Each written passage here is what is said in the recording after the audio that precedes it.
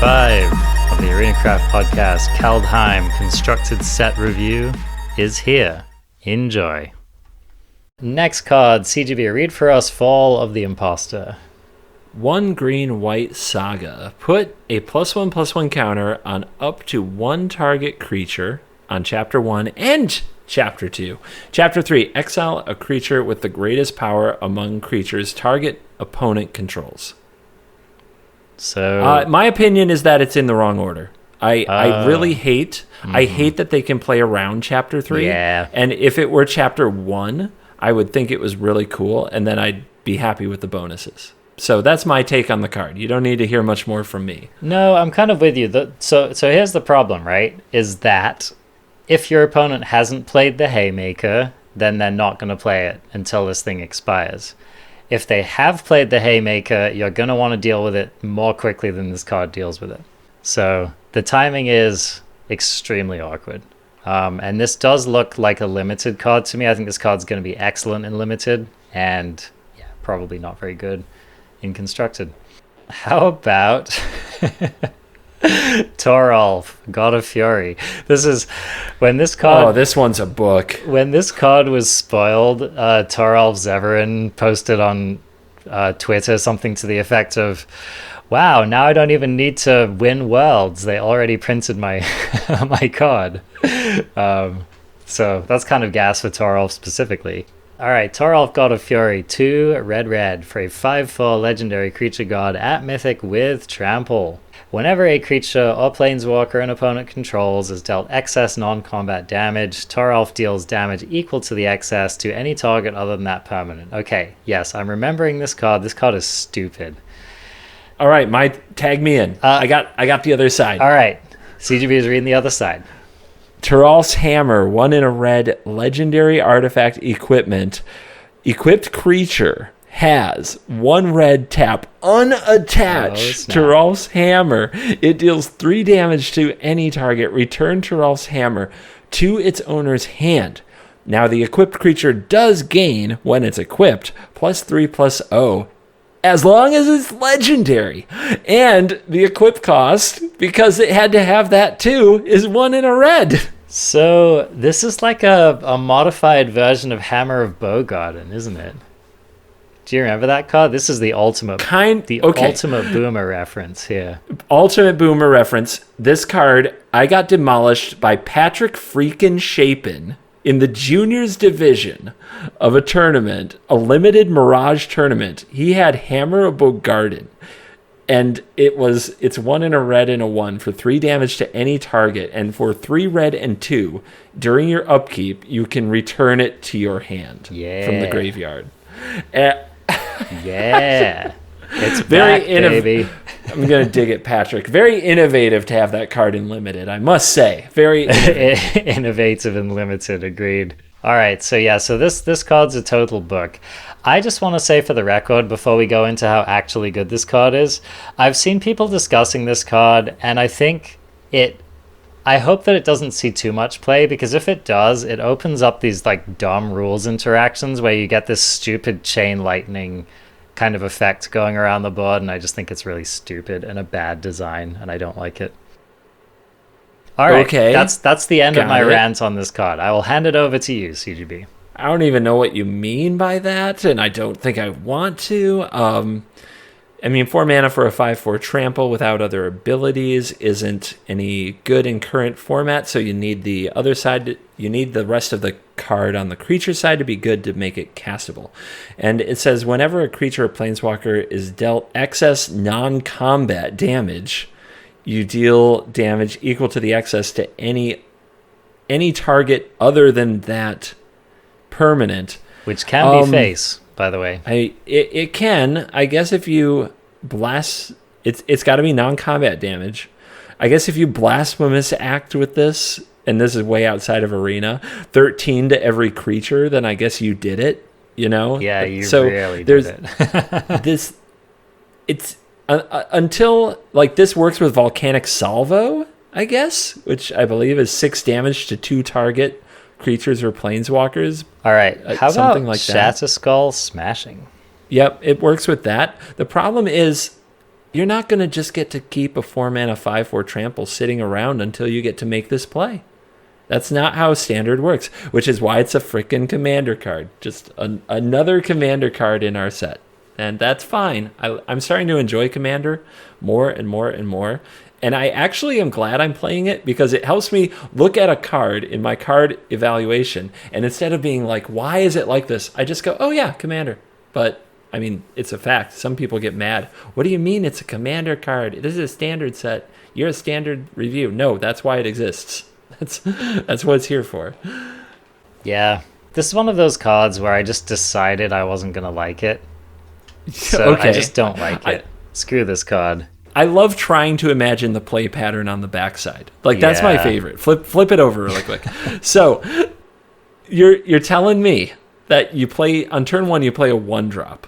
That isn't Fervent Champion, because then we'd almost be getting into playable range. But you play a 1-drop. And then on turn 2, you can play this hammer. And on turn 3, you can equip for 2 mana this hammer to that creature. If that creature is somehow a 1-mana 1/1 that was legendary, you'll get +3/+0, but otherwise you get literal no bonus. And the next frickin' turn, you can unattach the hammer to deal 3 damage to something, but can you pay 2 mana to equip it again to set up the lightning bolt effect for next turn? No, it returns to your hand. You have to replay the hammer again before you even get to re-equip it. It is so embarrassingly bad. I've got it, CGB. Isumaru, Hound of Konda. We really did it. Yeah, Historic is on fire. Good job. Look out. It's a dumpster fire. That's what it is. Yeah, I think the idea with this card, one of the things that makes the God side more playable is if you were in for the equipment and then later in the game you wanted to turn it back into the creature for some reason. But it's just not. Neither side of this card looks playable to me at all. No. Like, move on. I'm getting angry. Yeah. I started angry, so you know what? Yeah. Yep. You gassed me up, man. Toralf, fluff your pillows, bro. You are out. All right. Speaking of out. Yeah, speaking of out. Okay, we got to read this card, right? Read this card, CGB. Divine Gambit is white sorcery. Exile target artifact, creature, or enchantment an opponent controls. That player may put a permanent card from their hand onto the battlefield. Oh my gosh. If you thought that we were just angry, hang out on Magic Twitter for a day and see what people are saying about this frickin' card. The white removal spell we deserve. I mean, you know, I think the only reason we got this card is because last set we got Skyclave Apparition. It's not even an instant. What? In what world does it hurt anyone to have this be an instant? Oh my gosh. Would it be playable as an instant? No. This spell arguably might not even be playable for free. If it was an instant and cost 0 mana, it might still not be good. My favorite thing about this card was a comment thread I read on Mythic Spoiler where they have the Facebook comments. And it said, I feel if I ever feel really nice, I'm going to run this card and my opponents will enjoy turn 3 Ugin. That's what I'm saying, man. I know, but the next comment was, actually, this can't target Ugin. Ugin's a planeswalker. I know, whoosh, right? Totally missed it. All while pointing out that this card is even worse than that, because you can't even target an Ugin if there's one on the field. No. So, let's just talk about the first scenario that will make you go, thanks, I hate it. Your opponent plays the Great Henge, you exile it, they get to play any other card in their hand for free. Did we feel good about that exchange? No, we did not. It's like at that point, bro, just play a frickin' disenchant. Just swallow your pride and play a disenchant. Are you aware of how fine the shuffler is? Because what you're going to do is exile that Great Henge, and what is your opponent going to put into play for free? A Great Henge. Another Great Henge. That's what I'm saying. Good job. Or just, you know, whatever was the best permanent in their hand. Like, can you imagine, okay, you're playing against your Dimir control opponent, you hit their Maze Mine Tome, and they just get either A, free Ugin, B, a free Ashiok, C, a free Shark Typhoon. I mean, damn. I'm going to step on the throat right now of the person who's already typed up and is about to hit enter on the comment on YouTube. Dranith Magistrate with this is busted. Okay. It's not. We really did it. You didn't do it. Oh, we really did it. And then we follow that up with, I don't know, some actually good card. Anything. This card would start to become interesting if you could hit your own stuff, right? Like, now we're kind of talking. That would be cheating, and somebody would make a nice combo out of it. But yeah, this card is a waste of cardboard, and we've already talked about it so much, I'm regretting my choices. I know, right? So yeah, so we got our dig in. All right, well, this is a card I want you to read, CGB, because I think it is only fair. It's only fair. Okay, Tybalt's Trickery is a rare instant, 1 in a red. Counter target spell. I can't finish it. Your turn. You go. I can't finish it. We broke the CGB. His camera became pixelated. Steam started coming out of his ears. Is nothing sacred? Godzilla smashed through the window. The color pie is a lie. Okay, there's more text. Choose 1, 2, or 3 at random. The spell's controller mills that many cards, then exiles cards from the top of their library until they exile a non-land card with a different name than that spell. They may cast that card without paying its mana cost. Then they may put the exiled cards onto the bottom of the library in a random order. Dranith Magistrate is busted with this. Busted. It's not. Teferi is actually busted with this, isn't it? You're playing blue already. What do you need? Just play a real counter spell. Okay, I now know what this card does, but I probably had to read it like 5 times to really understand. So tell the people in plain English what this card's doing. So you counter a spell, but the opponent will then get to counter they'll get to cast a different spell at random from their deck for free. The choose 1, 2, or 3 at random part and then milling is designed to mess up people who try to stack the top of their library, either in response to this or if you counter your own spell. Like if you knew for sure you had a certain card on top of your library, you might want to counter your own spell to get to cast it for free. But because of the random nature of the mill, you can't really achieve that unless like you scryed 2 and you got lucky, really lucky, like 1 in 3 lucky. So it makes the whole countering your own spell to get a specific spell next to impossible, but you can counter your own spell to try to hit a random spell from your deck, and it is a different name. So if you counter a Great Henge, the opponent won't get to cast a Great Henge because it says a card of a different name. Right. So if you do this on your opponent's spell, basically this is what happens. I hate the wording on this, and I'm not the only one, where they say choose 1, 2, or 3 at random. It's not you choosing. It's the game chooses at random, all right? So that's the first thing. So okay. This is the play pattern. Your opponent casts a spell, or you cast a spell. You cast this, and if it resolves, you counter that spell, and then Arena mills 1, 2, or 3 cards. Okay, yeah, so that's right. It's controller mills 1, 2, or 3 cards, and then they exile cards from the top until they get a non-land card that wasn't the spell you countered, and then they get to cast that one right on the spot without paying its mana cost. So, if they hit that Ugin, you cry. If they hit, like, I don't know, a counter spell or some other random instant that doesn't do anything in the current situation, then you smile, because you got a free counter spell, basically. But the real weird thing is just that we're playing counter magic in red. So, like, how does this change things, CGB? Like, what is this? Why was this card printed?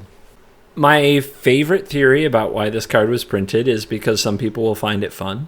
Okay. It's just like a bit of good times, right? This is like just like some stupid thing for you to get your opponents with on the ladder. Yep.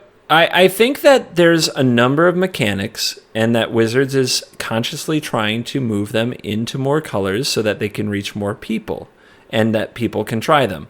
And this is a way to get a counterspell into red that feels red. We've heard that kind of term of, we want to get enchantment removal into black, but it has to feel black. So we have Feed the Swarm. They have to pay life for it, and they can't remove their own enchantment. Tybalt's Trickery is kind of the random chaotic nature of red combined with countering spells, which is blue, which makes me wonder why it's not an Is It card. Why isn't it 1 blue, 1 red for this effect? But it is what it is. It is what it is. And the coolest thing I can think of that it could have been used for in Standard in a different world is if you hit the second spell from their Fires of Invention, they can't cast it. That's pretty cool. I but like that. That's not the world we live in, is it? Yeah. You do have to admit that some red mage is going to feel so gleeful when they queue up against you, and you just, I don't know, shatter the sky. And you're like, it's some stupid red deck. What are they going to do about it? And then they Tybalt's Trickery you. You have to admit, there are going to be some pretty smug mono red mages out there. I will walk out of this podcast right now. No, I mean, yeah, bring it on, man. I will, if you hit me with a Tybalt's Trickery and I get to cast a spell for free and you beat my face in, it happens. But I don't think this is a playable card. Dude, I'll tell you what, this is definitely going to create some memorable clips on Twitch, is what this is going to do. Oh, yeah. I'm going to play mono red counters. I'm going to play mono red counter spells. Yeah. Because what content, that's great content, right? It is. So. I mean, you've already played reddish control decks, right? Mm-hmm. So I want to see your mono red control deck. Oh, no. Yeah, it wouldn't be a control deck. It would be like mono red tempo. Yeah. The only control cards would be this. I'm looking forward to that, man. Bring it on. Jorn, God of Winter. 2 and a green for a legendary snow creature god 3/3. So, okay, cue up the Jon Snow jokes. All right. Dun dun dun dun dun dun dun dun dun dun dun. You know nothing, Jon Snow. I know nothing because I have not seen Jon Snow. You know nothing. Okay, we had our little fun time. Back to the card. Whenever Jorn attacks, untap each snow permanent you control. That is some effect. But wait, there's more. Jon Snow has a backside. Am I supposed to read it because it's blue? You said you're the green mage? Yeah, I'll I'm toss the blue that mage? to you. The backside. Oh, Jon Snow's backside. We have missed it. Kaldheim the Rhyme Staff. 1 blue black. Legendary snow artifact. Tap. You may play target snow permanent card from your graveyard this turn. If you do, it enters the battlefield tapped. So, fairly powerful card for starters. So yeah, let's start with Jorn Snow's first side. What are you going to do with this, Green Mage? Okay, so this is no Wilderness Reclamation. Let's start there. You, A of all, have to have this live long enough to attack. And B of all has to survive the attack if you want to get more than 1 untap out of it. So I think the immediate thing is people read this card and it says untap and you're like, oh my god, it's busted, it's so crazy. And maybe it may end up being somehow, but yeah, it's no Wilderness Rec. So we really have to construct particular scenarios. I don't know. I mean, maybe a 3/3 for 3 that is easy to cast that has this ability is just good enough sometimes. But I need to see more of a shell to have that effect be really convincing. In a snow deck in which every permanent is a snow permanent, then getting to untap all of your snow permanents is kind of gas. This thing effectively has vigilance, which is kind of cool. Anyway, that's kind of my initial take. What are you thinking? So, I think that the way to play this card is you've got to grind. I mean, you might end up casting it on turn 3, and it's probably going to be just okay, because the opponent will either kill it, or they'll have something bigger that makes it hard to attack.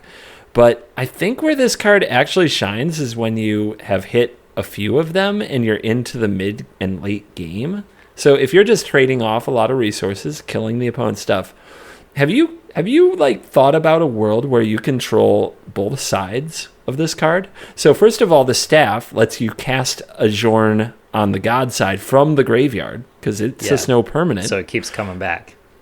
Jorn, when it attacks, untaps the staff because the staff is a snow permanent. The staff can then be used twice in the same turn, including recasting the Jorn if they kill it, or like they block it with a creature. So, like in the mid to late game, having a staff in play and a Jorn either on the battlefield or in the graveyard sets up a lot of nonsense. Like a lot of nonsense. And that's not to, like, we haven't talked about what to do with all the mana you're making. You could just be interacting with the board, or you could be charging a Crawling Barrens or a Faceless Haven, or you could be just finding something else, something that accumulates card advantage on the side. There's a lot of things that, like, I really think this is going to sound really stupid, but the card plays incredibly well with itself. I mean, he's snickering like you're snickering like a middle schooler. I definitely created this world I'm living in. If there's one person you want to play well with, it's definitely yourself. No, so. don't do it. Don't do it. John really knows how to wield his own staff. You know what I'm saying? No, stop. No, I did this. So I totally agree. It's very powerful and has a lot of potential for nonsense. One of the things I want to point out is that this is a mana generator, but it is not a mana doubler. It untaps your stuff at the beginning of combat. So it basically means you got to use the mana first main or the first half of your turn, and then you got to use the other mana for the remainder of your turn or on your opponent's turn. So as far as I know, there's like very little way to exploit that untap, like in that very specific moment. With the trigger on the stack in your declare attacker's step, you have the ability to tap all your lands, untap them, and then potentially tap them again. Not that different, or do you? Think about the declare attacker step. Yeah, with this trigger on the stack, if you had all your mana open, yeah, you could do an instant. So if we had Nexus of Fate, you could do it right there. Yeah, so Wilderness Reclamation, yeah. I was going to say, like, you could maybe power out an Embercleave or something. That's just attacking creatures, right? They don't have to be tapped to do the Embercleave reduction. Is that correct? Yeah, it's just attacking. So you could, on turn 4, play Questing Beast, attack with both, play Embercleave. Yeah. So there's things like that you could potentially do. Yeah, I don't know. Maybe it's something. Maybe. I still like kind of this mid to end game almost loop, and that's not taking into account the other snow permanents you can play out of your graveyard with the staff. So yeah, I think it's pretty cool. It's a powerful card. It's a sweet card. Whether it ends up being a standard playable card or playable in any format just entirely depends on what else you might be wanting to do around that stuff. But I'm feeling you. Definitely a card to keep an eye on. Kaldheim's Vicious Return. 2 black-red. For an uncommon saga, you may sacrifice a creature. When you do, Kaldheim's Vicious Return deals 3 damage to any target.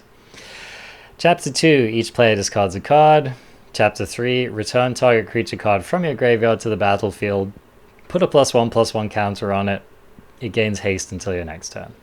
Some interesting potentials here. The first and second chapters set you up for the third chapter. So that's kind of part of the joke with the card. There are a number of discard payoffs in this set, which are cool. I kind of love the idea of playing this with the Turgrid on the battlefield. That's going to be fun. Or getting back the Turgrid for free on Chapter 3 and then doing other stuff. Yeah, or if you have the Turgrid in play, I don't know, you might be able to snag whatever your opponent discards. This overall strikes me as somewhat of an underpowered card. Do you have any thoughts on it? Just that it's a self-contained reanimation trick. Mm-hmm. So if you have the creature in your hand, you discard it. And the opponent does too, which is pretty nice. And then the next turn you get it back. And it has haste. It does have haste, which is cool. And that's kind of good, but the opponent also sees it coming. Like, like they know they're about to get hit. So if you discard a Titanith Rex and bring back an 11/11 trample, like they'll know if they should leave creatures or removal spells available. So I hate that part of the card, and I think it's too narrow. I think that there's a good chance that a lot of the times when you play it for 4, you don't actually get to damage anything, which is really sad. And for me, it's also just this product of there aren't many good creatures to get back. You know, we don't have that game-ending card to reanimate. So I'm not into this. Yeah. I do agree, though, that if you're interested in the discard a massive thing and then reanimated effect, then this card is pretty good. But I agree, we're going to need to see whatever that card would be. Probably haven't seen it yet. Maybe they print some amazingly expensive giant that just ends the game. Like, you need like a Drakaseth with this card, right? You need a creature which is either going to win the game the turn it attacks or effectively win the game the turn it attacks. I mean, do we have any like really expensive heavy hitting creatures in Standard at the moment? Can't really think of one. It's kind of weird that they've avoided printing that for the most part. Yeah, we don't have any Agents of Treachery. We don't have... Yeah, there's no Drakaseth. No Ulamog, the Ceaseless. Yeah, there's no Ulamog. Yeah. Right. This is really... We don't even have the boar, do we? The pig. Yeah. Yeah, that's a really good point, CGB. I hadn't really thought about that. Well, I'm sure that someone will come up with something. Okay, moving on to our next card. We are going to read Harald, King of Skempha. It's somewhat of a derpy name for a badass elf, but we'll let it go. King Harald, 1 green and a black. For a 3/2, legendary creature elf warrior with menace. When Harald, King of Skempha, enters the battlefield, look at the top 5 cards of your library. You may reveal an elf, warrior, or Tyvar card from among them and put it into your hand. Put the rest on the bottom of your library in a random order. Man, they're really pushing this like Tyvar tribal thing, aren't they? The next card is kind of getting at it as well. We'll read that in a moment. What they're pushing is Abs tribal. You see this? Look at the 2 cards right next to each other. Look at them. It's like an 8-pack or like a 10-pack that this guy has. Yeah. And on the Saga art as well, it's like, well, we're carving a picture of him. How do we locate his defining features? More abs. I have a fever, and the only cure is more abs. The elves turned into the jock tribe. I guess so. What is going on? And anyway, so all right, so Harold summoning up his bros. Okay, so we're looking at the top 5, and we can get an elf, warrior, or Tyvar. And Tyvar is pretty cut too, by the way. Yeah, I didn't need that reminder, but you're right. Tyvar Keck W, as I like to refer to him. All right, so basically we just play this thing, and it hopefully draws us another card, which is like if you build your deck properly, you're pretty consistently hitting. So the question is it worth the mana? Is it worth the spot on the card? What do you think? Not just draws a card. It does get like, I mean, you're not going to get a land off this. It's going to get a player, something that you want more of in this style of deck. So assuming that your top 5 contains one of these, great. And if it didn't, and that you actually do need them, then at least you put the 5 lands on the bottom or whatever. This isn't my kind of card. I know it looks fine, but people are like, the body is good. Is it? Is it 3? Like, are we playing a lot of 3/2s? Like, Woe Strider isn't even getting as much time in Standard now as it used to. Yeah, the whole Dies to Bone Crusher thing is a pretty sad indictment of this card. It's okay. The deck might just need it. If you play this and you draw your elf or whatever card, and then your opponent bone crushes it, do you feel like you're ahead in that exchange? A little, because, I don't know, by the time they play their Bone Crusher, I guess you might play something better. It's okay. It depends on the tempo, right? I think if the format's more about tempo, then this card's going to suffer. If it's more about card advantage, then could be decent, I think. I think it depends what you're doing with your elves. This has menace, so it doesn't just fail the Lovestruck Beast conundrum all by itself. And if you need your elves to be aggressive, that's one thing. But what if it's the deck that we talked about that is trying to use elves for mana to play Vorinclex and Ultimate Tyvar? That's a different kind of deck. Maybe it does need velocity. So this card might be okay, but it depends, right? Depends on the elf shell. Yeah, I totally agree. My first hit on this is it doesn't go right into the deck. Maybe I'm wrong. One thing I like about this is you can get a bit more toolboxy with a card like this. So if there's a particular card you really need in a matchup, then this is going to be pretty decent, I think. So it could be a sideboard card, or yeah, like you said, combo enabler. So it definitely has options, but like I need a reason. Like I don't think that just drawing the other thing is worth the 3 mana. Do you have any idea like what the non-elf warrior is that you're going to grab with this? Warriors are we dealing with in standard at the moment? At first I said Winota, because obviously, and then I'm like, wait, that's 4 colors. That is 4-color Winota, which has happened. All right, 4-color Winota has happened. Not without Neoform, it hasn't. So yeah, I don't know. Yeah, the Warriors don't tend to be green or black, right? They're more in like the Boros colors. Yeah, it can be cheap. Okay, this is foreshadowing. I know of a certain other card we're eventually going to get to that costs green and makes kind of free mana based on a permanent. And this would both find Winota and cheat it into play the following upkeep. Okay, I'm kind of picking up what you're putting down there. It's kind of gross. Yeah, kind of gross, kind of memey. Magical Christmas land. Yeah, but, exactly. Well, all right, Harold. Keep an eye on Harold. Could show up. Next, so we foretold this next card, so why don't you read it for us, CDB? Harold unites the elves with his abs. 2 black-green, 1, mill 3 cards. You may put an elf or Tyvar card from your battlefield, or from your graveyard, onto the battlefield. Number 2, Harold goes to the gym. Put a +1/+1 counter on each elf you control. Chapter 3. Chapter 3. Harold terrifies the competition. Whenever an elf you control attacks this turn, target creature an opponent controls gets -1/-1 until end of turn. Dude, this is just like a big fraternity saga is what's going on here. This is like Harold went to college and broed down. It really is. Oh my goodness. Hey, by the way, aren't you glad that we have now visual aids on our YouTube channel so that they can behold these gorgeous abs and know what we're talking about? The glistening golden sea of abs. Editor, give us a nice close-up. Yeah, Good job. Let's well done, editor. Really get up in there. All right, so let's see. This card, it definitely hits the power test, I would say. Playing this for the same cost as a Tyvar and then just getting a Tyvar and then getting the rest of the saga, like if you're in for the Tyvar, I feel like you've got to be in for this, right? Yes, I think so. It's awkward that they're on the same curve, but you can, like in a perfect world, you have both on the same turn, right? Because you play this one and you return the Tyvar from the graveyard because maybe you milled it.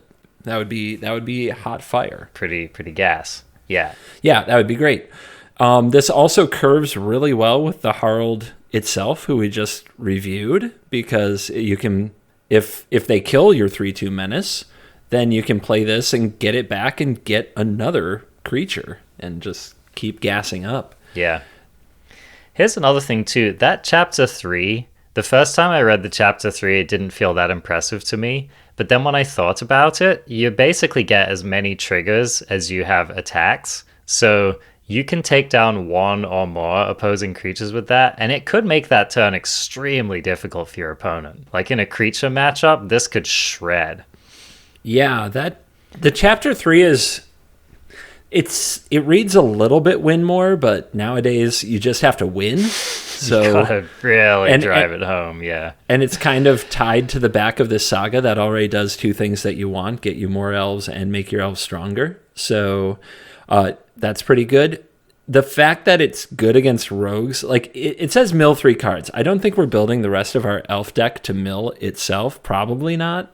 But if rogues mills you with a bunch of Rune Crab activations, then you're probably going to hit something really good, like the Tyvar we talked about off the front chapter, that's important. Yep. Plus, we haven't seen the whole set, but if they print some really big, like nasty, like 5-drop elf or something, then you might be able to just get some sweet reanimation going on, you know? Sure. What they need to print is giant elf. An it elf giant. Yeah. Yeah, it fits both of the tribal requirements we have here. Oh, and Perfect. I believe this can also get a changeling, right? Yes, I guess it can. So that's a thing. Yeah. I mean, they owe us at least one big changeling, right? I think so. We'll see. They don't always. I don't think they believe that they owe us things. No, that's just every Magic player who thinks that. Well, you know, in conclusion, I think the subtext of this card is it's all about the shell. It's always all about the shell. But there are plenty of words on this card that mean nice things, and that could, in theory, all add up to make this a pretty powerful card, I think. So we'll just keep an eye out for the deck and see if it comes together and see if this is what we want to be doing on 4. Next card. This one's an interesting one, CGB. Why don't you read this for us? Egon Spengler, God of Death. No, sorry. Just Egon. I don't get the reference. You don't get... Really? No, who's... Ghostbusters? It's just been a while. That's the problem. Wow, Egon Spengler is the nerdy glasses. The guy with the glasses. Okay, all right. Yeah, that guy was gas. gangly. Yeah. My favorite Ghostbuster. All right, I'm with you. Yeah, exactly. He collects spores, molds, and fungus. Anyway, Egon God of Death is 2 and a black for a legendary creature god at 6/6 with Death Touch, and at the beginning of your upkeep, exile 2 cards from your graveyard. If you can't, sacrifice Egon and draw a card. But wait, there's a backside. For 1 in a black, you can choose to instead play Throne of Death, a legendary artifact, and at the beginning of your upkeep, you mill a card. 2 and a black, tap, exile a creature card from your graveyard, draw a card. So the joke is the backside enables the front side, of course, although there's a negative synergy or at least a tension there because you're also kind of wanting to exile a creature to draw a card with this thing. I don't know. Is this the next Rotting Regisaur, CGB?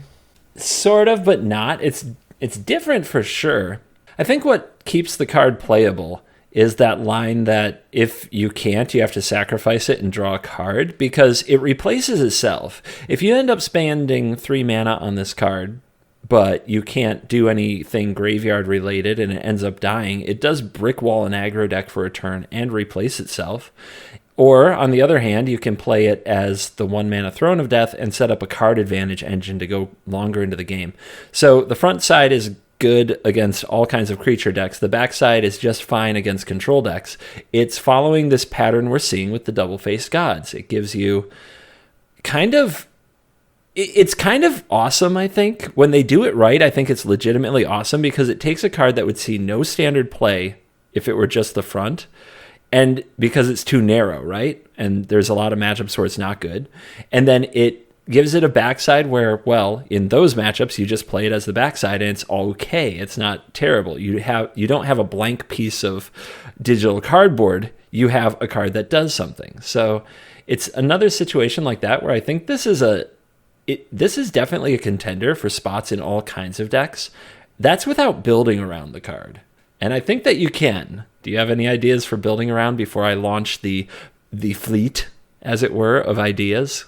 My first build-around idea is just your opponent playing rogues. That seems like a pretty good build-around. Sideboard for rogues, easy. Yep. That way you have to do none of the work and you get all of the payoff. And if you resolve this against rogues, they're going to have a heck of a time dealing with it. I mean, I guess it does trade for the... trades for the 1-drop, right? So that's a bit annoying. Does it? How many cards have to be in the graveyard for that thing to have Death Touch? I guess Touch? that's true. It could line up quite nicely, right? Like you could do it properly. Yep. So yeah, that's my first thought. And okay, so self-mill shells.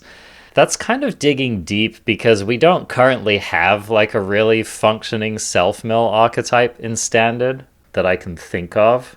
So Yeah, so I'll pass it back to you, CGB. What are you thinking about? Rakdos Kroxa is close, and it lacks like a good finishing move. There was a version near the end of the last season that used Embercleave, like 3 copies, that was played in Rivals. This card with an Embercleave makes the Death Touch relevant. It's true. It's 13 to the dome even when blocked. That's a lot of damage.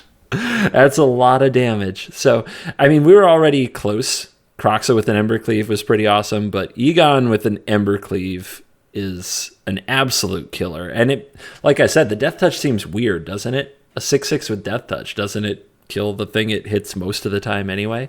But Cleave changes everything. So 6/6 stat line is a very relevant stat line in Standard right now because it blocks the Beast, it blocks the Mammoth with 1 landfall. It blocks and trades with a Bone Crusher even with an Embercleave on it. So yeah, I think that this card definitely looks like it could be relevant. And then, God, what was I thinking? It's also, it pairs well with the 2/1 Death Touch that mills you on ETB.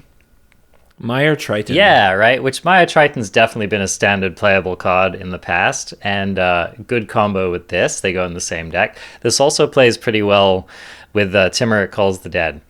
So those are all things that are currently in Standard that could maybe team up with Egon to make it consistent. It also just has play patterns that are interesting, like with the trigger on the stack, I Heartless Act your creature, and that gives me 2 cards in the graveyard to exile, and I get in for 6. There's a lot you can do, and again, worst case, it dies, you draw a card. Right. The only thing I don't like about it is that it has actively negative synergy with cards like Kroxa. I feel like in a Kroxa deck, you just really want to be spending those cards on getting Kroxa back, right? Yeah, you just play the other side, right? I guess. Yeah, but I feel like that's fine, but it's probably not worth a card. Maybe it's worth a card. Maybe it helps you dig for your Kroxa. The backside is a hard card for me to evaluate. I think this is the kind of card which, it doesn't look good enough to me, but it could really give your deck a lot of reach and a lot of late game. Yeah, it's fine. I don't think either side would make the cut in Standard. I think Egon without Throne of Death might be a sideboard card against Rogues, but even then they just kill it with Heartless Act. It's easy for them to game plan around. I think that the cards together are playable. I think either side on its own wouldn't make the cut. So I think it's a perfect use of the double face card because of that.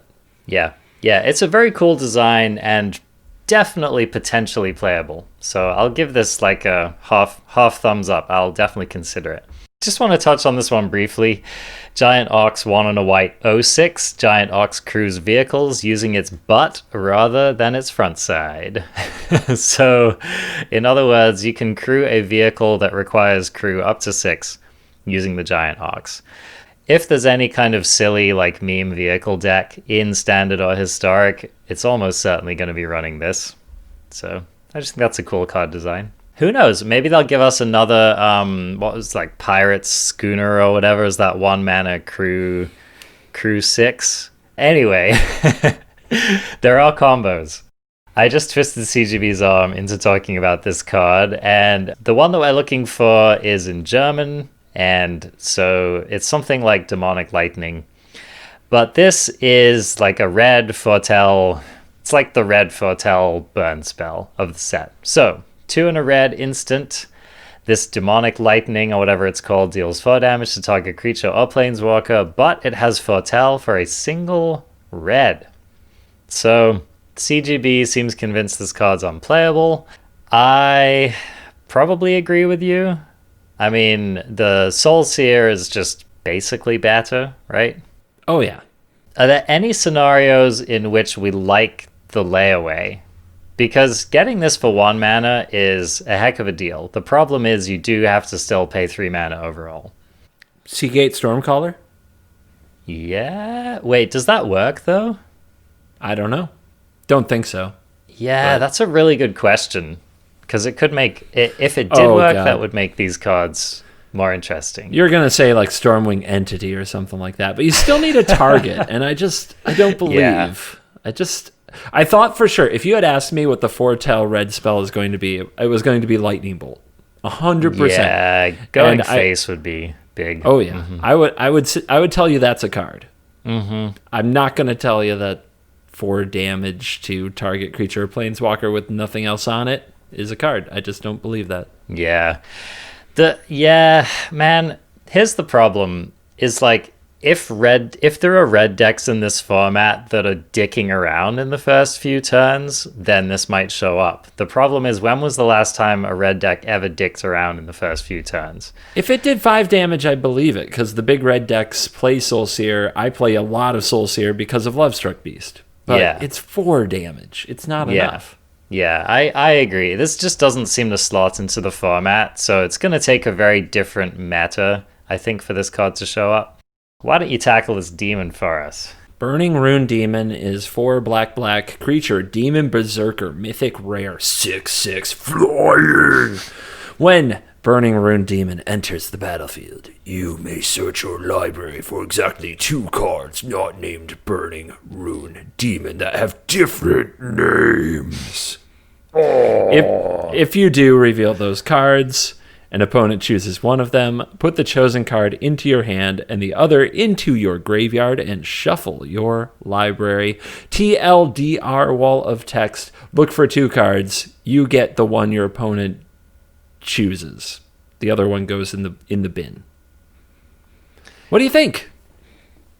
All right, so I think this is 100% a card that I would love to cast, resolve, and have hit the battlefield. Sounds great. The problem is it's 6 mana. This reminds me of Demon Lord Bells Unlock a little bit. Powerful card. I don't know whether this is going to see play. All right, I'll help fix some of your issues, okay? Yeah. The problem is 6 mana. You are 100% right. So let's stop paying 6 mana. Let's knock that stuff off. Let's like reanimate. Is that what we're thinking? If you want to, we can reanimate this with the Rakdos Saga. Yep, that could be a very good thing to be doing. Oh yeah, and if you're already doing graveyard stuff, putting more things into the graveyard that you might get back or that have impact from the graveyard is a good move. Yes, I love the idea of you get 2 cards and you're getting value out of either of them either way, right? Mm-hmm. Like that's pretty gas. Oh yeah. So then the other idea is Titan's Nest. This is a single color card, which has been very hard. Now, if you haven't played much of the Titan's Nest Sultai control deck, there are a few people very devoted to this deck. There's like one person in particular who plays it every day in Mythic Best of 1, so I play them all the time. But this deck is all about getting Titan's Nest down and then using a stocked graveyard, thanks to a card like Thirst for Meaning or Reign of Revelation, to cast a Shark Typhoon or a Garruk, the 6-mana Garruk, like super cheap, and then play multiple counter spells to defend it so that you can hold all that open in the same turn. And one of the bigger issues with it is Garruk, like when you talk about those cards like Garruk and Shark Typhoon, they still need other things to be good and start taking over the game, kinda. Garruk making a bunch of tutus isn't always good enough.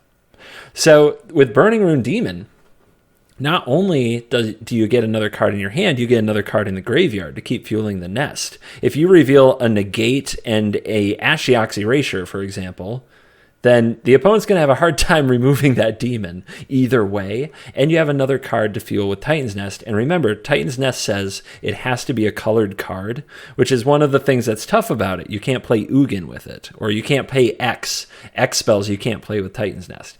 So this fits the Titan's Nest conundrum. What do you think of that? It does. Yeah, that's pretty gas.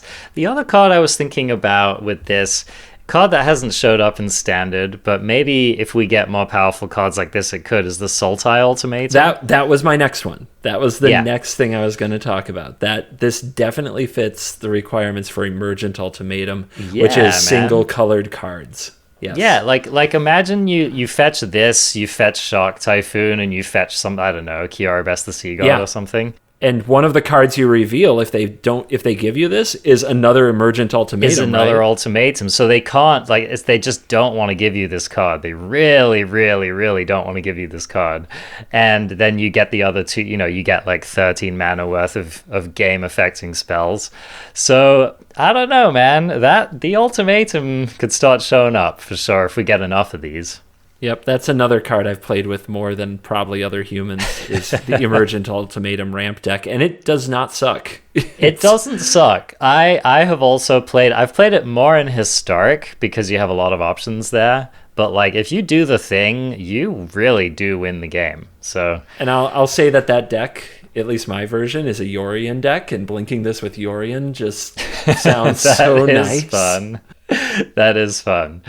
So yeah, so this is another one where the power's definitely there, but the shell needs to be competitive. Yeah, it'll be a niche player for sure. This isn't like an automatic in Rakdos or mono black control or things like that. It's a niche card. Yeah, but definitely this is a card that, like, if it resolves, it could just put your opponent in an incredible bind. So I dig it. I dig where they're going with it. This next card, interesting one. Crush the Weak, 2 and a red, sorcery. Crush the Weak deals 2 damage to each creature. If a creature dealt damage this way would die this turn, exile it instead, and it has Foretell for a single red. So this is kind of like the Cry of the Carnarium of the set. Obviously it's in red, but does similar things. This is one where the Foretell can actually be pretty gas. Like in the Carnarium decks, you're definitely wanting to hit this on 3, which you still do if you Foretell it, but it's kind of gas being able to also have mana up when you do your Cry. You could do things like leave up Essence Scatter or leave up Interaction for your opponent's next turn, or if your opponent has anything to disrupt your Cry of the Carnarium, then you have access to extra mana. So who knows whether red shells are going to want this kind of effect, but definitely one to keep an eye on, I would say. I think it's a very good sideboard card. I think it has some main deck potential. I think that its existence is fun because now if you foretell a card on turn 2 and you have red mana showing, your aggro opponent will be really thoughtful about whether or not to play another creature just because of the existence of this card if they are paying attention. So that's kind of fun. I will point out, like, people are saying it's Cry of the Carnarium. It has a lot of problems compared to Cry because, for example, protection from red still stops this. Indestructibility still stops this. So don't be confused by the Exile It clause being attached to 2 damage to each creature. It still doesn't kill a Seasoned Hollowblade if they want to discard, or anything that a Selfless Savior protects. So just something to keep in mind. Yeah, very, very good point. And I mean, the real thing working against cards like this in Standard at the moment is just like, who is this good against? It's not currently hitting any, of the decks that are good in the format. However, if like there's a Go Wide Elves deck, or if some other tribe ends up being kind of low to the ground, then this card could definitely come out of sideboards for sure. How about this next one, CGB? 2 white for this card called Starnheim Unleashed. It is a sorcery, a mythic one at that. And it says, create a 4/4 white angel warrior creature token with flying and vigilance. If this spell was foretold, create X of those tokens instead. The foretell cost is XX white. Okay, so I know you have thoughts on this card, but I just want to get like the initial gut check from you. Do you think that this card is currently overrated or underrated? I haven't seen what anybody else has to say about this card yet. Oh, okay. Do you imagine this card is currently overrated or underrated? I would imagine it's incredibly overrated. Yeah, I think it's definitely overrated. It reminds people of Decree of Justice and Entreat the Angels, so immediately the boomers are just out of their mind. Just salivating over That's this. what I say. Okay, so that was the initial check, but I'm definitely curious to hear your kind of more measured take on it. What do you think? I think that I think that most things about this card are just out of date for current format. I mean, if you just pay 4 mana for a 4/4 Angel Warrior creature token, flying and vigilance, there's a lot of times when that just wouldn't do. And that's where we are, right? That just wouldn't do right now. No. So that means you have to foretell to feel good about yourself, which means you have to pay the 2, and then the foretell is kind of on turn 3, you can have your 4/4 flying vigilance creature, right? That's okay. It's okay. It's okay. On turn 5, in theory, you can have 2 of them. That's pretty good. But remember, you did take turn 2 off, and that's a major cost. This card, I just because I say it's overrated doesn't mean it's not a good card. It's all right. I think it's fine, and I think contextually speaking, it can be very good. There are cards that reward you for having 4/4 angel tokens. We talked about the Chariot with the cats, right? This is another card that plays with the cat chariot. There's also a Saga. I don't think we've covered it yet. That's a big deal. So I'm not saying the card is bad. I just think it's pretty medium, and I'm not sure if it's going to add up to enough. You know what this card reminds me of the most is Hydroid Krasis. Really? Okay. I'm not talking about the effect. I'm talking about the choices and the inflection points. Sure. So I think it's funny, when people were evaluating Hydroid Krasis, almost everybody underrated that card. And I mean, there's a number of reasons why, but I think that people looked at the mana investment and they looked at the output and they weren't impressed. Now, that card is a lot more versatile than this card, which I think is what made it end up being so good, was that played around counter spells really well. The life gain could be surprisingly relevant in some aggro matchups. There were just a lot of things about the card that ended up being very good. But I would just caution people against just trying to pigeonhole this card immediately, because versatility is huge. And I think if this card is going to be successful, it's going to be on the back of it being versatile. One of the things that interests me about this card is, how does it curve?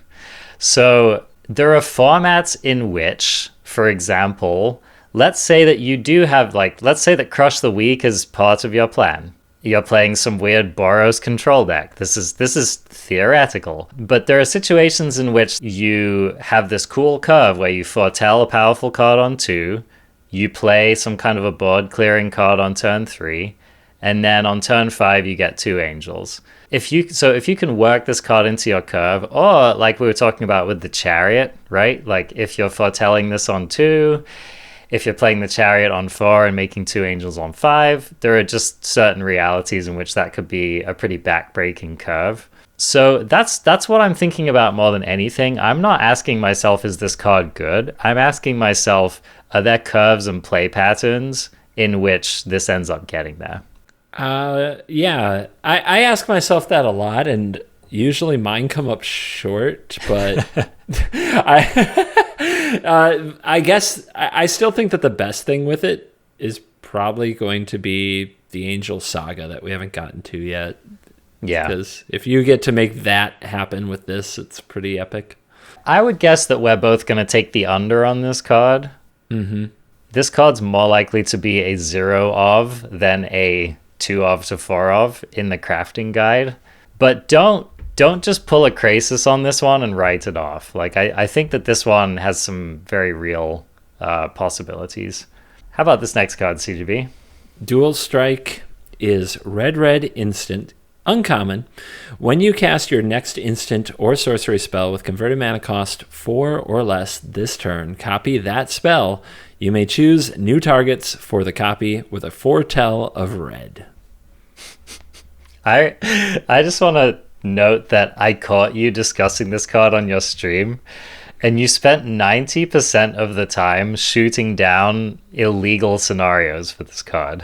Welcome to the life of a Twitch streamer. I don't know if they do it on purpose. I'm sure some do, and I'm sure some don't. But Twitch chat will just go off being like, "You can copy Teamer Ultimatum for 1 mana.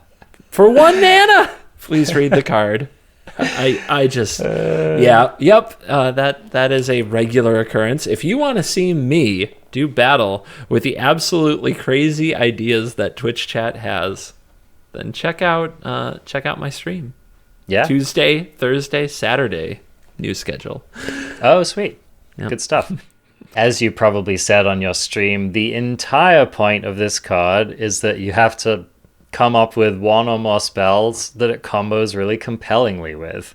Mm-hmm. If it didn't have that 4 or less clause on it, this card would be very interesting and potentially busted.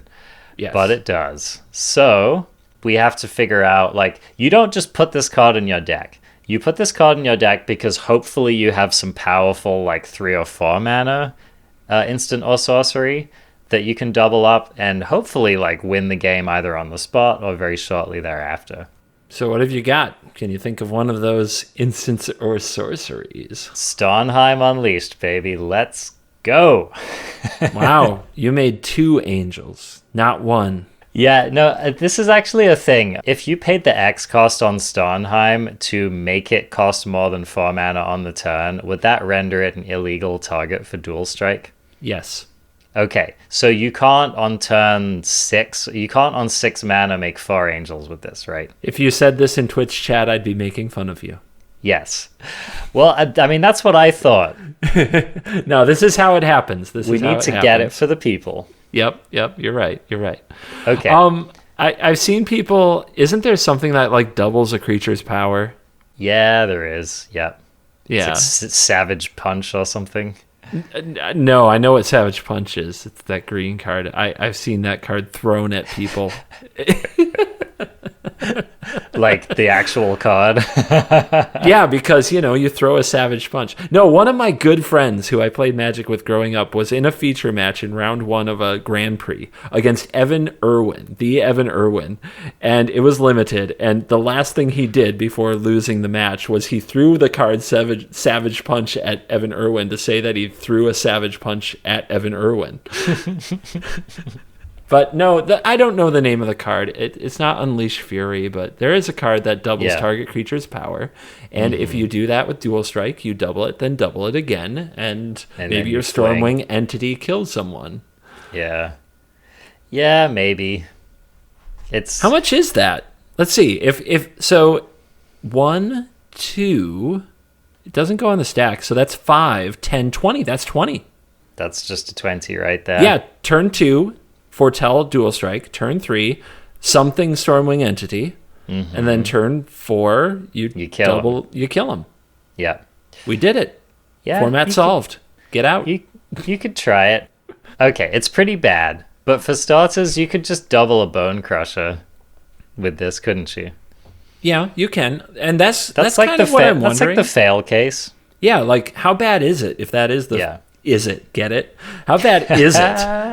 If that's your fail case, that could be a deck. It might not be a competitive tier 1 deck, but that could be a ladder deck for sure. That is that's a turn 4 win in standard with cards that don't completely suck.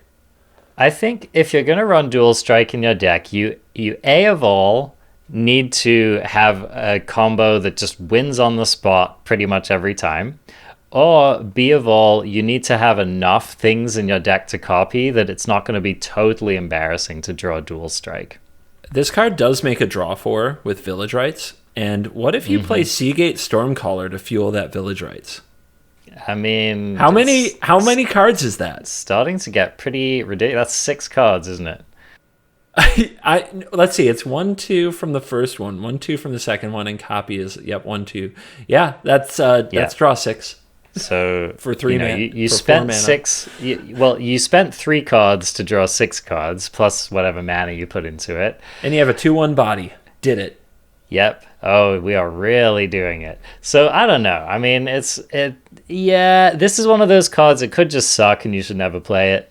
But keep an eye out. One of the problems is that they're not making like 3 and 4 mana sorceries that are really breaking the game these days most of the time.